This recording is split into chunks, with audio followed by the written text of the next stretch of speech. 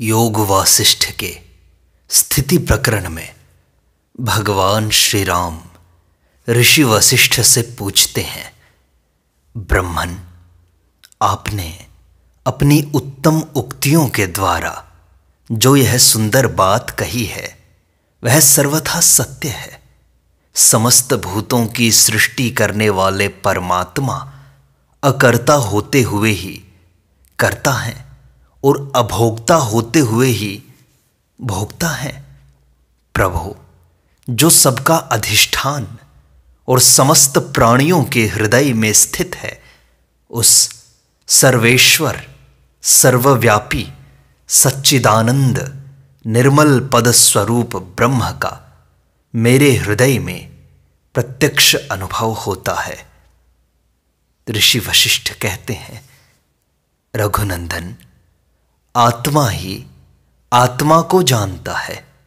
आत्मा ने ही आत्मा को संसारी बनाया है, अर्थात इसने स्वयं ही अज्ञान के कारण अपने आप को संसार बंधन में बांधा है।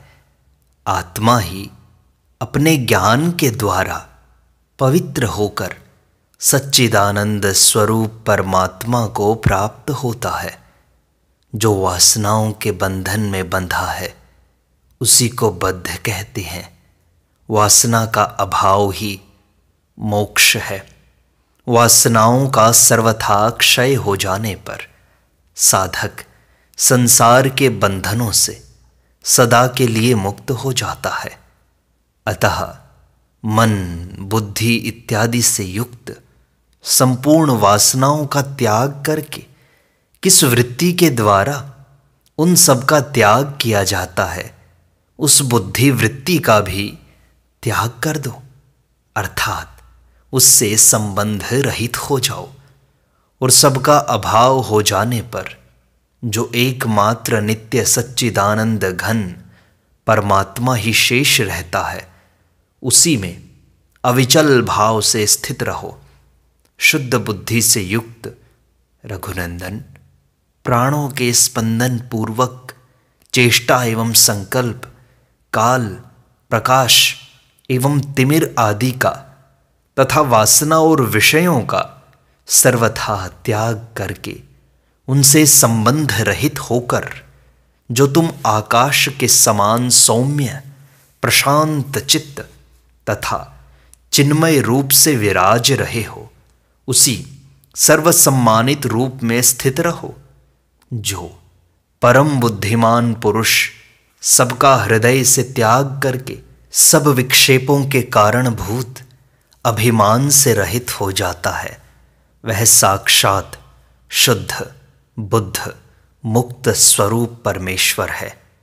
जिसके हृदय में अभिमान का अत्यंत अभाव हो गया है, ऐसा विशुद्ध अंतःकरण वाला ज्ञानी महात्मा ध्यान, समाधि अथवा कर्म करे या न करे, सदा मुक्त ही है। क्योंकि जिसका मन सर्वथा वासना रहित हो गया है, उसे न तो कर्मों के त्याग से कोई प्रयोजन है और न ही कर्मों के अनुष्ठान से। जप, ध्यान और समाधि से भी उसका कोई प्रयोजन नहीं है। मैंने शास्त्र का अच्छी तरह विचार किया और चिरकाल तक सत्पुरुषों के साथ परामर्श करके यही सार निकला कि संपूर्ण वासनाओं से रहित हुए सच्चिदानंद घन परमात्मा के निरंतर मनन रूप मौन से बढ़कर दूसरा कोई उत्तम पद नहीं है। दसों दिशाओं में घूम घूम कर मैंने सारी दर्शनीय वस्तुओं को देख लिया।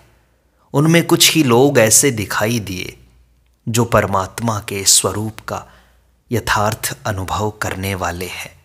मनुष्य के जो कोई भी लौकिक शुभ आयोजन है और जो भी उनके व्यवहारिक सत्कर्म हैं, वे सब केवल शरीर का निर्वाह करने के लिए ही तो हैं, आत्मा के लिए बिल्कुल नहीं। पाताल और भूतल, स्वर्गलोक, ब्रह्मलोक और आकाश में कुछ ही ऐसे प्राणी दृष्टि गोचर होते हैं जिन्हें सच्चिदानंद परमात्मा का यथार्थ बोध हो गया हो। जिस ज्ञानी के यह ग्राह्य है, यह त्याज्य है, इस तरह के अज्ञान जनित निश्चय नष्ट हो गए हैं, ऐसा कर्तव्य अकर्तव्य दृष्टि से रहित ज्ञानी महात्मा अत्यंत दुर्लभ है। प्राणी चाहे लोक में राज्य करे, चाहे मेघ या जल में प्रवेश कर जाए, परंतु परमात्मा की प्राप्ति के बिना उसे परम शांति नहीं मिल सकती। जो इंद्रिय रूपी शत्रुओं का दमन करने में शूरवीर है, जन्म रूपी ज्वर का विनाश करने के लिए उन्हीं महाबुद्धिमान महापुरुषों की सेवा करनी चाहिए। पाताल में और स्वर्ग में सर्वत्र 5 ही भूत हैं, छठा कुछ भी नहीं है। फिर धीर मनुष्यों को बुद्धि कहाँ अनुरक्त करनी चाहिए, क्योंकि सर्वत्र क्षणभंगुर पदार्थों की ही तो उपलब्धि होती है। शास्त्र के अनुसार निष्काम भाव रूप युक्ति से व्यवहार करने वाले विवेकी पुरुष के लिए संसार गौ के खुर के समान अनायास ही लांघ जाने योग्य है, परंतु जिसने उपर्युक्त युक्ति का दूर से ही परित्याग कर दिया है, उस अज्ञानी के लिए यह संसार महाप्रलयकालीन महासागर के समान दुस्तर है। पाताल से लेकर स्वर्ग पर्यंत इस जगत में ज्ञानी महात्मा पुरुष के लिए कोई भी कर्तव्य नहीं है। जैसे मंद मंद वायु के चलने से पर्वत नहीं हिलता, वैसे ही भोग समूहों से तत्वज्ञानी पुरुष नहीं विचलित होता।